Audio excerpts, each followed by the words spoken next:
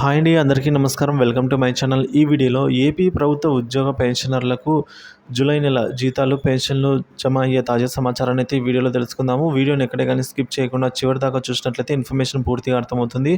వీడియోకి ఒక లైక్ చేయండి ఫ్రెండ్స్. ఇక విషయానికైతే వెళ్ళిపోదాం. విషయానికి వచ్చినట్లయితే the regular payroll will be enabled between 18th to 25th in the month అని అయితే రావడం జరిగిందండి. సిఎఫ్ఎంఎస్ సైట్లో ఉద్యోగుల బిల్లులు అయితే ఇప్పుడు ప్రజెంట్ డీటీఓలో అప్లోడ్ చేస్తూ ఉన్నారండి. సో 18వ తేదీ నుంచి 25వ తేదీ లోపల అయితే కంప్లీట్ చేయవలసి అయితే ఉంటుంది ఈ ప్రాసెస్. కాబట్టి ఇందులో భాగంగానే ఉద్యోగుల బిల్లులు మొదటగా అయితే అప్లోడ్ చేస్తూ ఉన్నారు. ఈ విధంగా అప్లోడ్ చేస్తున్న బిల్లులు కొన్ని అయితే పే స్లిప్స్ జనరేట్ అవుతూ ఉన్నాయండి. సో కాబట్టి ఇప్పుడు మనకు తాజా అప్డేట్ న్యూస్ ఏంటంటే, నిధి యాప్లో కొత్త డిఏతో జూలై నెల శాలరీ పే స్లిప్స్ అయితే జనరేట్ అవుతున్నాయి. అంటే కొత్త డిఏ అంటే మనకు మళ్ళీ ఒక 3.64% డిఏ అనేది జూలై నుంచి క్యాష్ రూపంలో రావడం జరుగుతుంది. కాబట్టి మొత్తం డిఏ, డిఆర్లు అనేవి 33.67%కి చేరుకోవడం జరిగిందండి.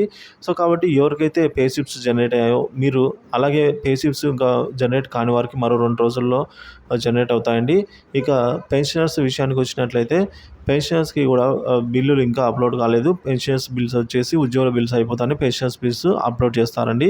సో ఈ ప్రాసెస్ మొత్తం పూర్తవడానికి 25వ తేదీ వరకు అయితే సమయం అవుతుంది.